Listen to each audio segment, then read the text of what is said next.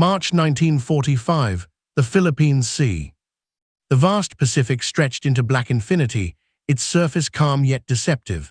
On board USS Wisconsin, BB-64, red lights glowed faintly inside the Combat Information Center, where sailors leaned over radar screens pulsing like slow heartbeats. Each sweep of the green line whispered through the silence, hunting for movement in the void.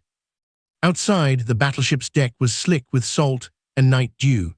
Her 16-inch guns loomed like sleeping giants, their barrels pointed toward nothing but darkness. The carrier task force steamed nearby, faint silhouettes on the horizon, while destroyers formed a restless ring around them. Then came the sound. A faint metallic ping. Sonar contact, deep, steady, deliberate.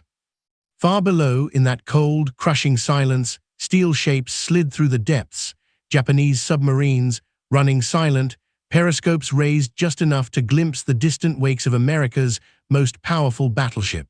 They had come for vengeance, one final chance to strike before the Empire's defeat.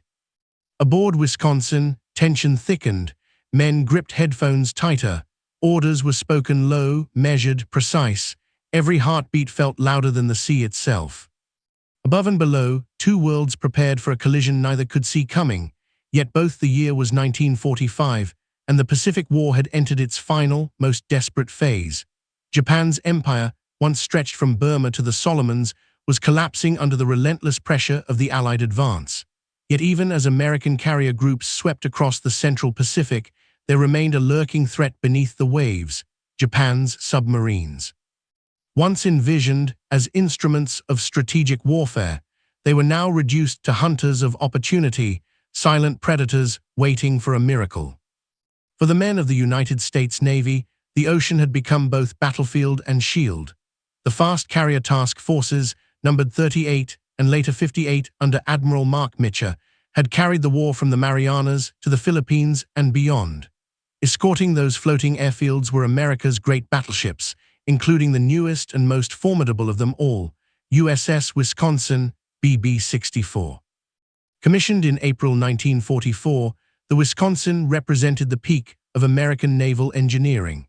Displacing 45,000 tons, she was one of the mighty Iowa-class battleships, capable of more than 33 knots despite her massive armor. Her purpose had evolved from slugging it out with enemy fleets to guarding carriers against aerial and submarine threats. In the age of aircraft, she was a shield, her big guns now secondary to her radar arrays, her fire control computers, and her ability to detect and repel unseen enemies. By early 1945, Wisconsin had joined the war for real.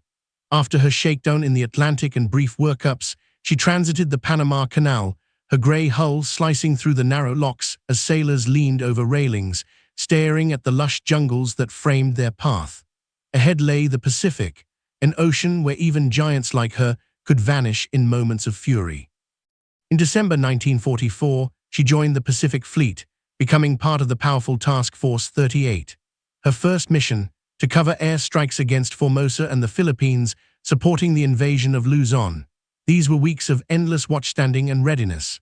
Radar operators, sonar crews, and lookouts all shared a single unspoken truth: Japan might be losing the war, but she was far from finished. The Imperial Japanese Navy had already lost most of its capital ships in battles like Leyte Gulf, but its submarines still prowled. In the months that followed, Japan shifted strategy, no longer aiming to destroy enemy fleets in open battle, but to strike wherever American forces gathered in strength.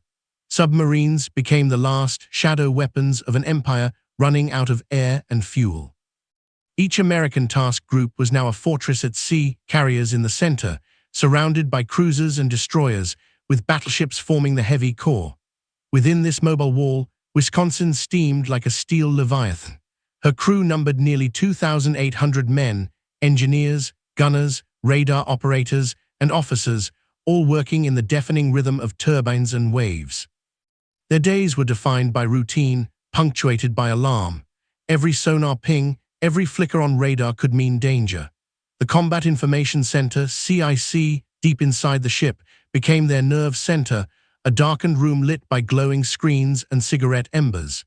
Here, the war was waged in silence and patience. By March 1945, as the U.S. prepared to invade Okinawa, Wisconsin joined Task Force 58, operating under Admiral Raymond Spruance's Fifth Fleet. It was a force unlike any in history, hundreds of ships, thousands of aircraft, and a battle line unmatched in the world. Yet beneath that overwhelming power lay a persistent fear: submarines.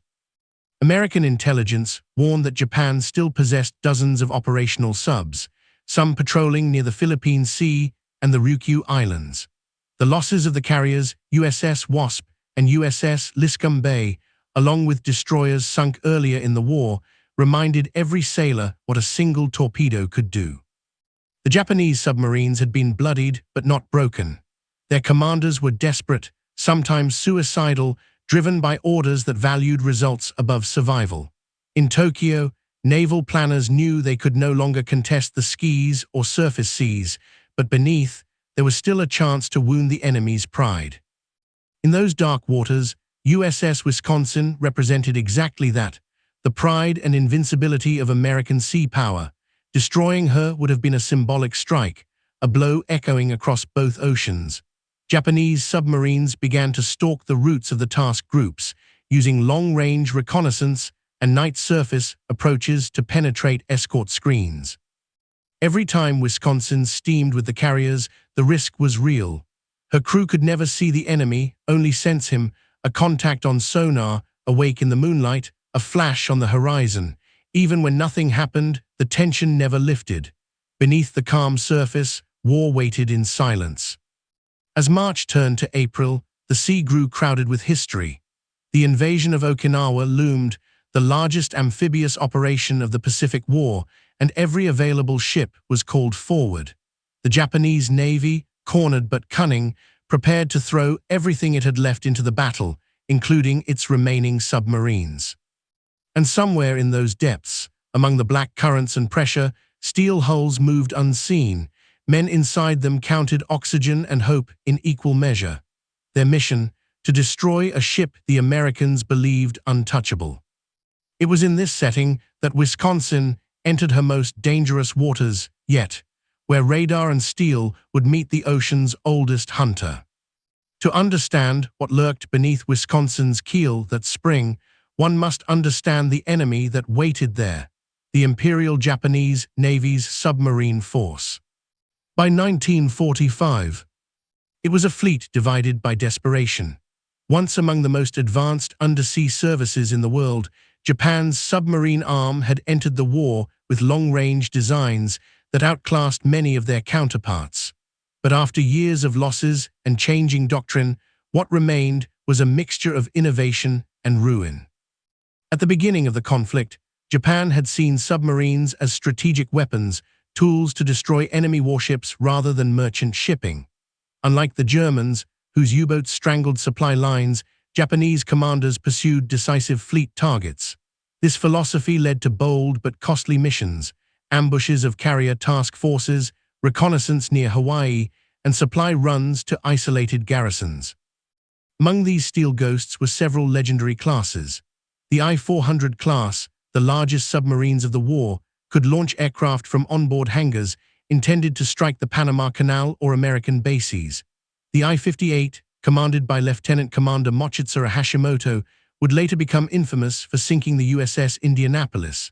Then there were the RO-class boats, smaller coastal subs that prowled the shallower approaches near Okinawa and the Philippines. By early 1945, these submarines were redeployed to intercept Task Force 58. Their orders were simple but suicidal: sink an American capital ship at all costs. Some were fitted with the experimental Chiton human torpedoes, piloted suicide weapons launched from submerged tubes.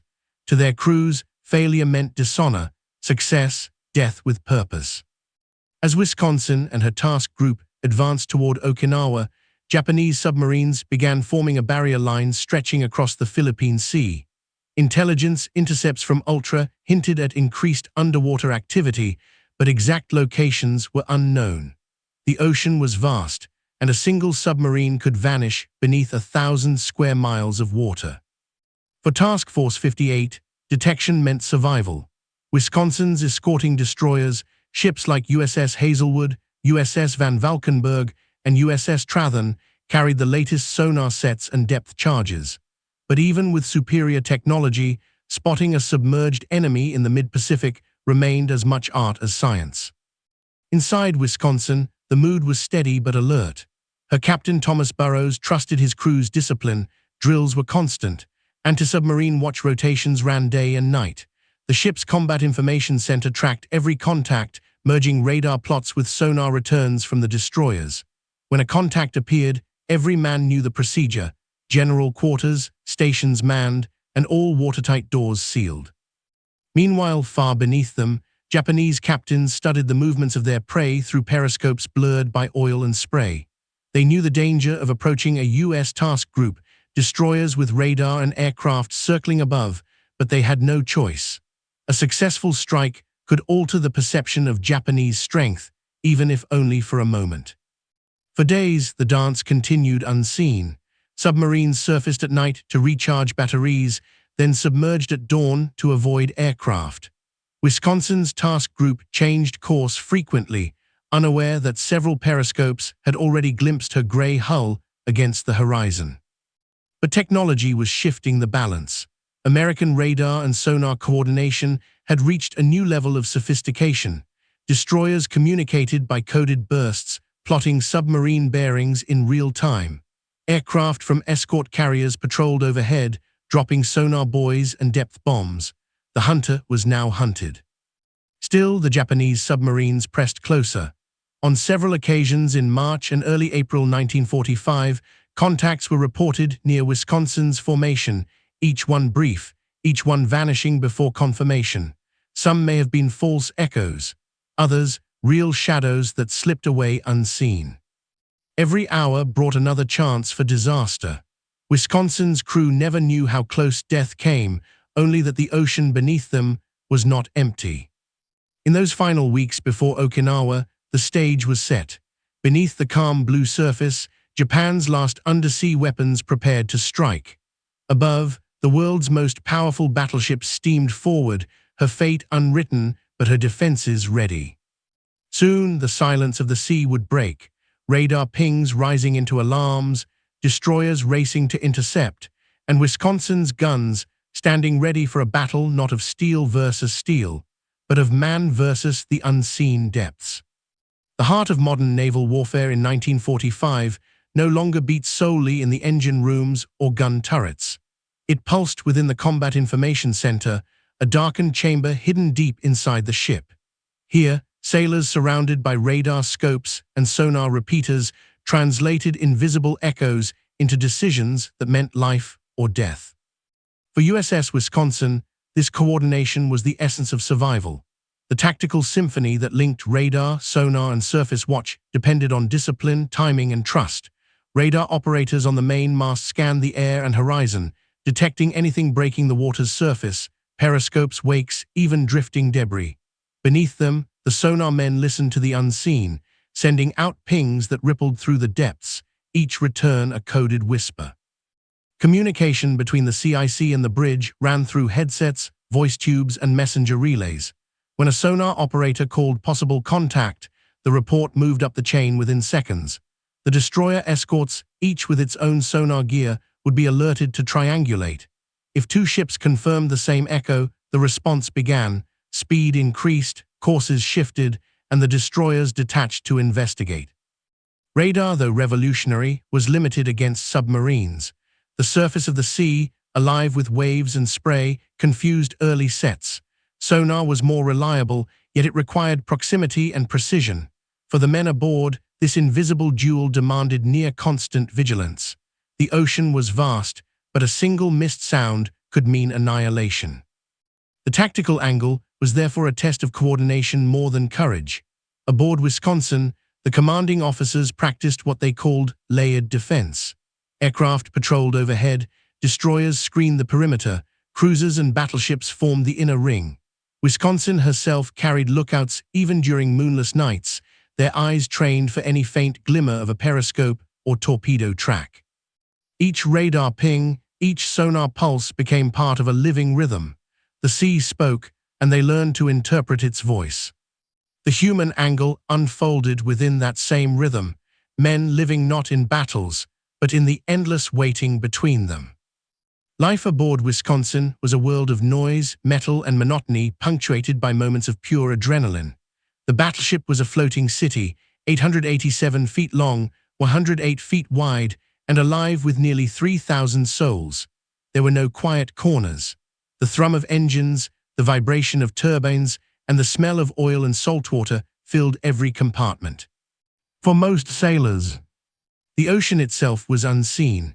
They worked in steel corridors and compartments lit by dim bulbs, their world measured in shifts, 12 hours on, 12 off. Some operated radar or sonar, others cooked, repaired, or cleaned, yet even routine felt tense, because at any moment, an alarm could turn calm into chaos. Torpedo drills became part of daily life. Men learned to seal hatches, secure bulkheads, and close watertight doors within seconds. Gunners practiced swinging the 5-inch dual-purpose guns toward imaginary periscopes, while others manned machine guns ready to strike at any surfaced threat. In mess halls, conversations drifted from home to rumor. Some sailors swore they'd seen torpedo wakes at night, streaks of foam vanishing beneath the waves. Others prayed that the destroyers circling them would always see danger first. Yet even with the best equipment and training, fear was the constant companion of every man aboard. They wrote letters between watches, smoked cigarettes in the lee of the superstructure, and listened to the ship's band when off duty. Music softened the mechanical heartbeat of war, but below the surface of routine, tensions simmered. Each night, as Wisconsin steamed through dark water, no one knew what lurked beneath. For the crew, heroism wasn't in battle, it was in endurance, staying alert, hour after hour, under conditions that demanded perfection from tired men. The ocean didn't forgive mistakes, and so they endured, their courage measured not in medals, but in quiet resolve. The technological angle of Wisconsin's defense told a different story, the triumph of engineering over uncertainty. The Iowa-class battleships were among the most advanced naval machines ever built. Designed for speed, firepower, and versatility, they also carried the best electronic warfare tools of their era. Wisconsin's SG radar could detect surface contacts dozens of miles away. Her SK air search radar swept the skies for bombers. For the unseen enemy below, she relied on sonar coordination and acoustic detection. While Wisconsin herself did not carry depth charges or dedicated sonar, her protection came from integration. Destroyers and cruisers in her screen fed sonar data to her CIC. Using plotting tables, operators could map a submarine's course and speed in real time. This data allowed the task group to execute what was called a hunter-killer pattern. If an enemy submarine was detected, Wisconsin and other capital ships would alter course sharply while the destroyers converged. Depth charges cascaded into the sea, each explosion a thunderous concussion that shook even the battleship's steel hull. Wisconsin's own 5-inch 38 caliber guns could fire proximity-fused shells designed to detonate near surface subs or incoming torpedoes. Her technology wasn't just about sensors, it was about survivability. Compartmentalized bulkheads, double-bottom hull construction, and extensive damage control systems made her almost unsinkable by a single torpedo. Pumps, power backups, and sealed sections meant that even if struck, she could fight on. The Iowa-class design embodied the culmination of decades of naval learning. Yet in 1945, even that wasn't enough to guarantee safety. The Japanese submarines carried long-range Type 95 and Type 93 torpedoes, oxygen-fueled and fast, capable of running over 40 knots for nearly 12 kilometers. Against such weapons, reaction time was measured in seconds. The crew trained endlessly for that possibility. Orders were drilled, hard right rudder, increased to flank speed. Torpedo defense watch teams stood ready near the plotting boards, calculating bearings and intercept angles. It was an invisible duel between machines and minds, played out in sonar echoes and plotted coordinates. Technology gave Wisconsin an edge, but not invulnerability. Every captain knew that even a perfect defense was a game of odds. Beneath the ocean, a single submarine commander unseen and determined, could end the life of a battleship built from millions of man-hours and steel. And so, technology became not just a shield, but a form of faith. Faith in radar, in machinery, in the idea that precision could outthink fear. That faith would soon be tested, because while Wisconsin's crew relied on their instruments and training, somewhere below them, other men were listening to different sounds. The hum of American propellers, the rhythm of sonar pings, and the ticking clock of dwindling air. While Wisconsin's sailors looked downward in vigilance, below the surface another story unfolded, the enemy angle, written in the dim red glow of Japanese submarine compartments. For the crew of a Japanese sub in 1945, life was a slow descent into claustrophobia and dread. Their vessels, once symbols of imperial might, had become steel tombs drifting through hostile seas. Inside, the air was thick with oil, sweat, and exhaust. The only light came from red bulbs designed to preserve night vision. Each man knew that his mission might be his last. Rations were thin, fuel scarce, and orders absolute: strike the enemy, regardless of cost. Many subs carried Titan-human torpedoes, piloted weapons that turned sailors into guided explosives. These volunteers trained for death as duty, writing farewell letters before leaving port. Beneath the Philippine Sea, Japanese captains used every trick left in their playbook. They surfaced at night to recharge batteries, scanning the horizon for silhouettes of the U.S. fleet. They descended at dawn, running silent to avoid detection. The ocean's vastness offered safety, but it also meant isolation. Once a sub was detected, escape was rare. The men endured crushing pressure, both literal and emotional. Every sonar ping from above sounded like a hammer strike. Each depth charge felt like the end, yet they persisted, driven by duty, pride, and sometimes despair. They believed that taking even one enemy ship, even one battleship, might restore Japan's honor. They listened through hydrophones to the propeller beats of Task Force 58. Among those sounds, the Iowa-class stood out, a deeper, heavier rhythm than destroyers or carriers. To them, Wisconsin was not just a target, she was a symbol of American invincibility. But symbols were hard to reach. The destroyer screen was thick, and American aircraft constantly patrolled. Even approaching firing range was an achievement. Many Japanese subs never returned reports. They vanished into the deep, erased without witnesses. Still, they hunted, even as fuel and hope ran low. The leadership angle aboard Wisconsin offered a sharp contrast. Commanding officers like Captain Thomas Burroughs understood both the danger and the discipline required to survive it. Their role was not only to direct combat, but to maintain calm amid constant uncertainty. In the wardroom, decisions were made quietly, analytically. If sonar reported a contact, Burroughs had seconds to decide whether to commit destroyers or alter course. A false alarm wasted time and fuel. A missed threat could sink a ship. It was a balance between aggression and caution, a psychological duel fought in the mind before it ever reached the sea. The captain trusted his officers implicitly. Each had a defined role. The operations officer coordinated with the task group. The navigator plotted evasive maneuvers. The gunnery officer prepared the secondary batteries. Every action followed procedure, but leadership meant knowing when to bend it. Burroughs often walked the decks during night watches, speaking softly to crewmen, sensing morale. His calm presence steadied men who rarely saw sunlight or rest. On paper, Wisconsin's technology was its defense, but in truth, it was leadership that kept order when fear threatened to erode discipline. In those long nights off Okinawa, the commanding officers were not just fighting submarines, they were fighting fatigue, doubt, and the invisible weight of expectation. The entire fleet depended on their judgment, and in war, one misjudged signal could mean the loss of hundreds. Finally came the strategic angle, the wider lens through which history would judge these encounters. By spring 1945, Japan's war at sea was effectively lost. Its once-proud navy lay at the bottom of the Pacific, its carriers sunk, its fuel reserves nearly gone. Yet in the Imperial Navy's final plans, submarines played a symbolic role. Their mission was not strategic victory, but psychological impact. Every American battleship represented power and progress. Sinking one could disrupt morale, slow invasions, and restore some measure of dignity. The Japanese Admiralty deployed remaining subs in defensive arcs around Okinawa and the Ryukyus, forming what they called the Tengo perimeter. But against overwhelming American air and surface dominance, these operations achieved little.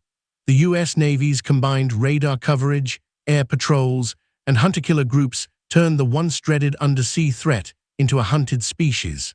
By the time Wisconsin entered the Okinawa campaign, Japan's undersea fleet was operating on borrowed time. Yet history's irony was profound. As the submarine threat faded, vigilance intensified. The fear of the unseen was greater than the enemy's remaining strength. American ships continued to drill, patrol, and prepare because in the ocean, overconfidence was death. For Wisconsin, these months forged not only her reputation, but her legend. She emerged as both guardian and symbol, a battleship that faced the unseen without firing a single shell in panic. She endured the test of nerves, technology, and leadership that defined modern naval warfare. And soon, that endurance would be tested for real. The contacts were no longer theoretical. Sonar operators began hearing something strange, steady, rhythmic, closing in. The sea that had been silent for weeks was beginning to speak again. The night was clear, the sea deceptively calm.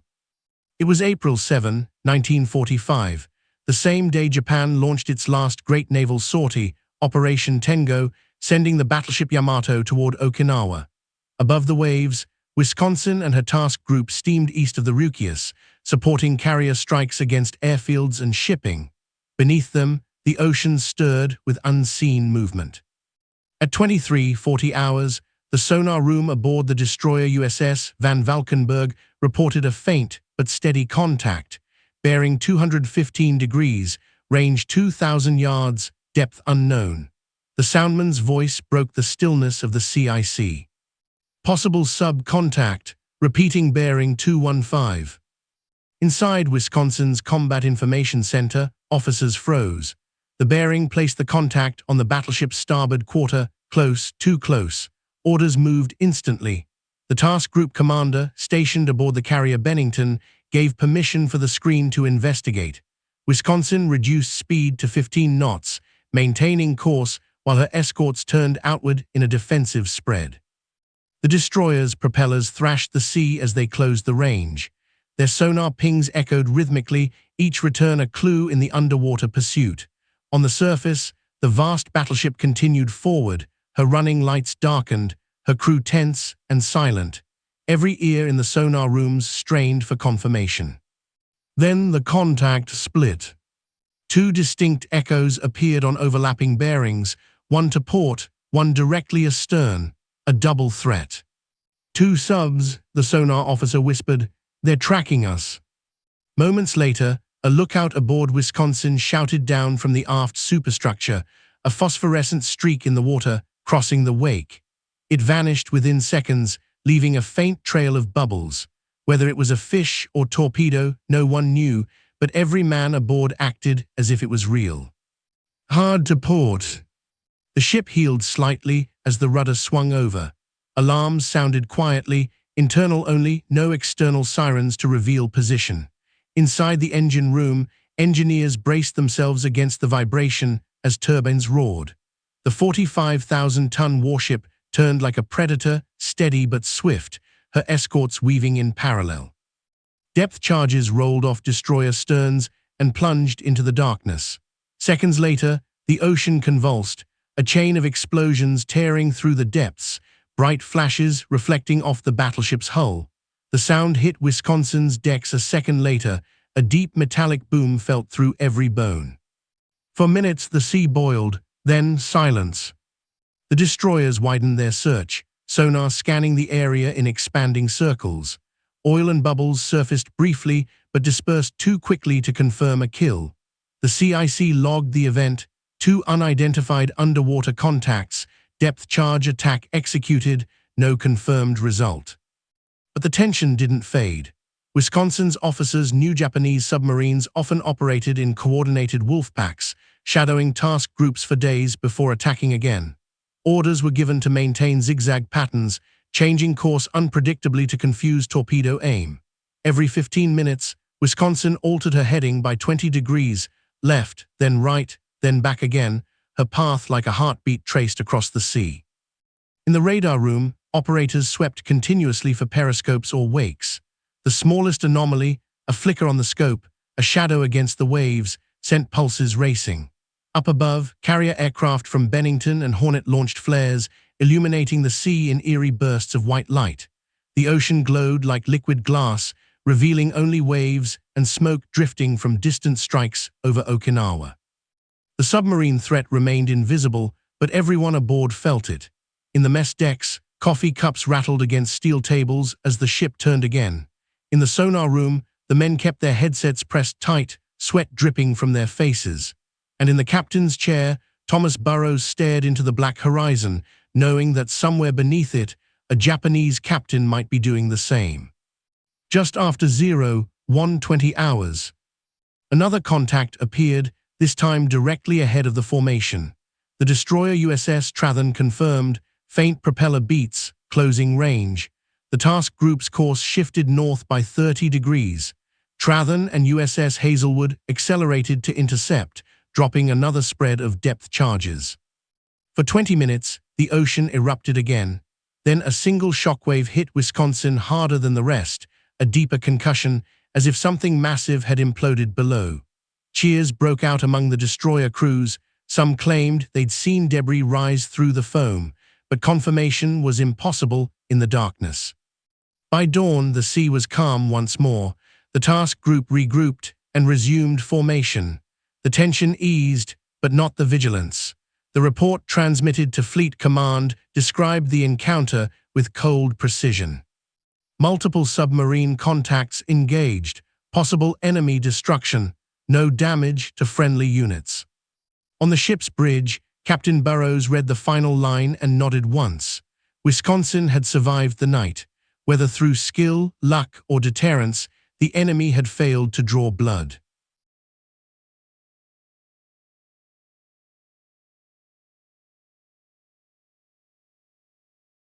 Below, the sailors of the sonar and radar teams slumped in exhaustion, their faces pale under red lights. No one cheered loudly. They knew the ocean never truly slept. And far beneath the waves, a different silence reigned. Somewhere in the black depths, a Japanese submarine listed downward, crushed by pressure, her lights extinguished forever. Another, farther away, withdrew quietly, its captain recording failure in a logbook that would never reach Tokyo. Above them, the great battleship steamed on, untouched, unstoppable, her wake stretching like a scar across the dawn. The encounter lasted less than 6 hours, but for those aboard Wisconsin, it felt like a lifetime. The memory of that night, the pings, the rumbling detonations, the unseen danger, would follow them for decades. They had looked into the abyss and heard it echo back. Morning light revealed the true aftermath of the night's duel. The Philippine Sea stretched endless and indifferent, waves glittering beneath a pale sun. Wisconsin's decks were slick from salt spray and sleepless effort. Her crew, though weary, moved with renewed precision, clearing brass casings, recalibrating instruments, and recording every detail of the encounter. For the officers, the night's events confirmed what technology alone could not promise: readiness. The coordination between battleship and destroyers had worked exactly as designed. In a war where surprise meant death, they had reacted faster than their unseen enemy. Messages from the escorting destroyers filtered in by radio. Van Valkenburg reported probable kill. Hazelwood confirmed oil slicks and debris. Though there was no photographic proof, intelligence analysts later cross-checked Japanese records and concluded that one of the submarines destroyed that night was likely RO-56, a small coastal sub that had departed Japan weeks earlier on a one-way patrol. For Wisconsin's men, the confirmation mattered less than the lesson. The ship had faced the undersea threat directly and survived. The ocean's silence, once threatening, now felt like vindication. Yet they knew it was not over. The invasion of Okinawa had begun, and the Japanese Navy still had more submarines in reserve. As Wisconsin rejoined the task group's main formation, new orders came through. Prepare for shore bombardment support operations off Okinawa. The battleship's massive guns would soon thunder again, but this time at land targets, not unseen enemies below. Still, that night's tension lingered. In the CIC, officers reviewed the sonar logs. They traced each contact, each false return, each detonation pattern. What they found impressed even the most skeptical engineers. Wisconsin's coordination network had processed more than 60 bearing changes and over 40 radar sweeps without a single error. In modern terms, it was the blueprint of precision warfare. Captain Burrows commended the crew publicly the next morning. His voice over the ship's loudspeakers was calm, steady. "You met the enemy in darkness and came through unscathed. Remember this, discipline and attention saved this ship last night, not luck." Those words echoed through the corridors. Men returned to duty, but with a new sense of quiet pride. They had seen what their training meant in practice. Meanwhile, far away, the Japanese submarine command received no message from two boats scheduled to report at dawn. Tokyo's records would later note them simply as overdue and presumed lost. The war had turned into attrition, steel against time, men against inevitability. For the rest of April, Wisconsin remained with Task Force 58, providing anti-aircraft fire and screening for carriers launching continuous raids on Okinawa. But every sonar ping after that night carried a deeper significance. The men no longer treated it as routine background noise. It was a heartbeat of survival, proof that the ship was listening, aware, alive. By late May, the submarine threat around Okinawa diminished drastically. Of the remaining Japanese boats, most were sunk by destroyers, aircraft, or mines. The Empire's last naval weapons were vanishing one by one. Yet each encounter, like the one with Wisconsin, revealed something larger than tactical success. It showed the endurance of discipline amid exhaustion, the line between fear and focus. In fleet records, Wisconsin's engagement was summarized in a few unemotional sentences. There were no medals, no cinematic explosions, no headlines. But among those who served aboard her, it became part of the ship's living memory, a night when the ocean itself seemed to hold its breath. Many years later, veterans would recall that sound, the metallic ping, the deep vibration of distant depth charges, and fall silent. Because beneath those memories lay something profound, the realization that war at sea was not about glory, but survival. Wisconsin steamed on toward Okinawa, her decks gleaming under a rising sun, her men already preparing for the next mission. Yet somewhere beneath them, in that endless blue expanse, the ocean kept its secrets. The Japanese submarines had come for vengeance and left with nothing. The battleship they sought still ruled the waves, unbroken and undefeated. The sun rose pale and indifferent over the Philippine Sea, painting the horizon with faint streaks of gold. To the exhausted crew of USS Wisconsin, it looked less like dawn and more like survival made visible. The previous night's chaos, the sonar pings, the rolling detonations, the fearful silence between them, had ended without damage, without death, but it had left its mark. At 600, the ship's action report was already being compiled. Commander Harold Green, Wisconsin's executive officer, stood beside the chart table, dictating the details to a yeoman who typed furiously. Each sentence was precise, devoid of emotion. Submarine contact detected bearing 215 degrees at 23:39 hours. Multiple depth charge attacks conducted by destroyers Van Valkenburg, Hazelwood, and Trathern. No confirmed hits. One probable sinking observed. Task Force resumed formation at 500. The language of officialdom did not capture the tension, the sweat, or the heartbeat of men who had faced the unseen, but it served its purpose. The report would travel up the chain to Admiral Mark Mitcher, who would in turn brief Admiral Raymond Spruance. Within hours, intercepted Japanese communications confirmed the U.S. suspicions. RO-56, one of Japan's smaller submarines operating east of Okinawa, had failed to report in. Reconnaissance aircraft later sighted an oil slick matching her last known patrol zone, corresponding almost exactly to the coordinates recorded by Wisconsin's task group. The likelihood was clear. RO-56 had been destroyed during the night engagement. Other Japanese submarines, I-47, I-58, I-366, had been ordered to converge on the same area, but none arrived in time to attack. The ocean had devoured yet another hunter. For the Americans, the tactical outcome was modest but meaningful. No ship had been hit, no torpedo had found its mark. The encounter had demonstrated how seamlessly radar, sonar, and human judgment could merge under pressure. Wisconsin's commanding officer, Captain Thomas Burrows, filed an additional note. Recommend continued emphasis on radar-sonar coordination between capital units and screening destroyers. Confidence in system remains high. Below deck, the crew processed the event differently. Some celebrated quietly, sharing black coffee and cigarettes as the first light filled the mess decks. Others wrote letters home, not mentioning the details but hinting at a rough night. The sense of relief mixed with guilt, the knowledge that men below the sea, enemies though they were, had perished unseen. By noon, Wisconsin's engines were humming at full speed again. The battleship resumed formation with Task Group 58.3 escorting carriers Bennington, Hornet, and Bunker Hill. Overhead, Hellcats and Avengers roared off the decks, bound for Okinawa. The war moved forward, indifferent to last night's ghosts. At fleet headquarters in Guam, analysts compared sonar and intelligence reports from the previous week. A pattern was emerging. Japanese submarines were no longer striking effectively, they were dying in silence, their commanders inexperienced, their equipment outdated. Yet their persistence forced the U.S. Navy to remain sharp.